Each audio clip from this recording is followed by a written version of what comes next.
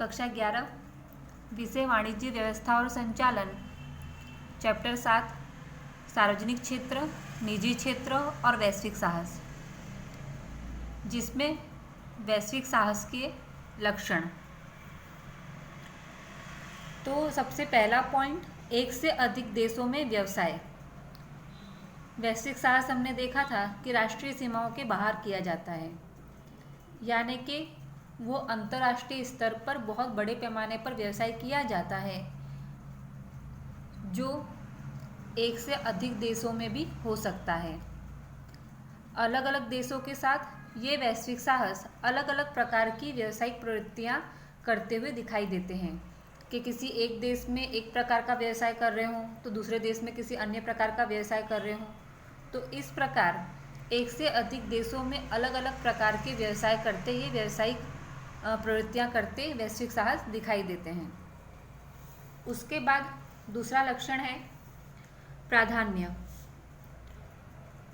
प्राधान्य जिसमें जो वैश्विक साहस हैं उन्हें निवेश करना है, उत्पादन करना है या वितरण करना है, वो जो भी प्रवृत्ति करते हैं उसमें संबंधित प्रदेश, यानी कि जिस प्रदेश के साथ या जिस देश के साथ उन्हें व्यापार करना है, व्यावसायिक प्रवृत्ति करनी है, उसकी धार्मिक, सामाजिक, आर्थिक और व्यवहारलक्षी मान्यताएं वो मानते हैं, उनको ध्यान में रख करके व्यावसायिक प्रवृत्तियां करते हैं, जिससे किसी के धर्म को, कोई राजनीतिक पक्ष है, सामाजिक है, तो आर्थिक बातें हैं, इन बातों को असर न करें, इस प्रकार से वो व्यावसायिक प्रवृत्तियां करते हैं।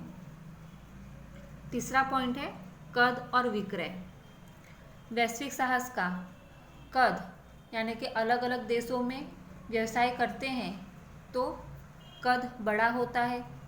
कद बड़ा होने के कारण विक्रय भी विशाल पैमाने पर होता है। और साथ में आपकी किताब में लिखा है कि कितनी ही बार जो छोटे छोटे देश होते हैं उनकी राष्ट्रीय आय की तुलना से भी अधिक इन वैश्विक साहसों का जो विक्रय करते हैं उसकी आय देखने को मिलता है, यानी कि जो देश की राष्ट्रीय आय है उससे भी अधिक ये आय प्राप्त करते हैं, इतना इनका कद बड़ा होता है। चौथा लक्षण है आर्थिक सुदृढ़ता।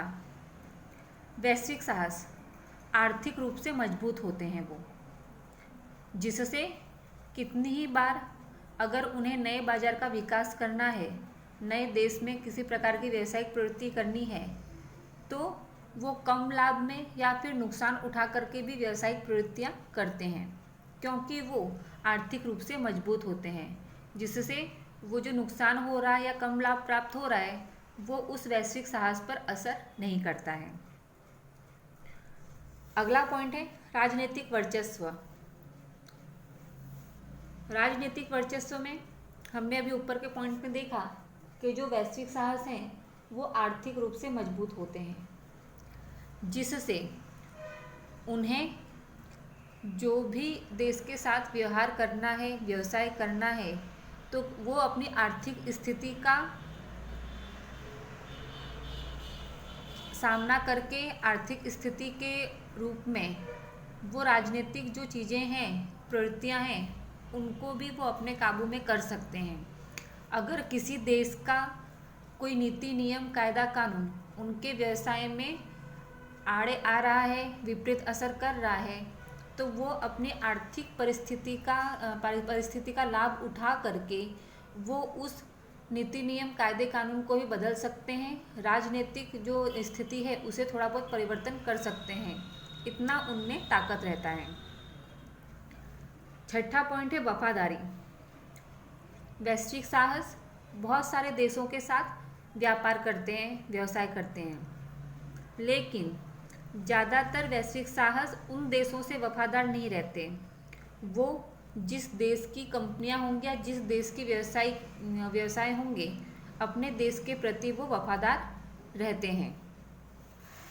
उसके बाद सातवां पॉइंट है आर्थिक सुदृढ़ता वाले देशों का उद्भव, यानी कि जो ये वैश्विक साहस हैं ये ज़्यादातर विकसित देशों में इनका उद्भव होता है। और ये वैश्विक साहस अपनी व्यावसायिक प्रवृत्तियाँ कहाँ फैलाते हैं या कहाँ पे व्यावसायिक प्रवृत्तियाँ करते हैं, तो ज़्यादातर ये विकासशील या फिर अल्प विकसित देश यानी कि जो पिछड़े देश हैं वहाँ पर ये व्यावसायिक प्रवृत्तियाँ करते हैं। तो जिससे आर्थिक सुदृढ़ता यानी कि आर्थिक रूप से मजबूत देशों का उद्भव करने में ये वैश्विक साहस बहुत महत्वपूर्ण भूमिका निभाते हैं। 8वां पॉइंट, संशोधन और विकास हेतु अधिक खर्च। वैश्विक साहस संशोधन और विकास के लिए बहुत ही बड़े पैमाने पर खर्च करते हैं। या वो खर्च क्यों करते हैं? जिससे उनके ज्ञान में वृद्धि हो, नए प्रकार की टेक्नोलॉजी का विकास हो, नई नई वस्तुएं उत्पादित करना, उसके पीछे शोध करना, संशोधन करना। तो इन चीज़ों के पीछे वैश्विक साहस बहुत अधिक प्रमाण में पूंजी निवेश करते हैं। और आखिरी पॉइंट आता है जीवन शैली में परिवर्तन। वैश्विक साहस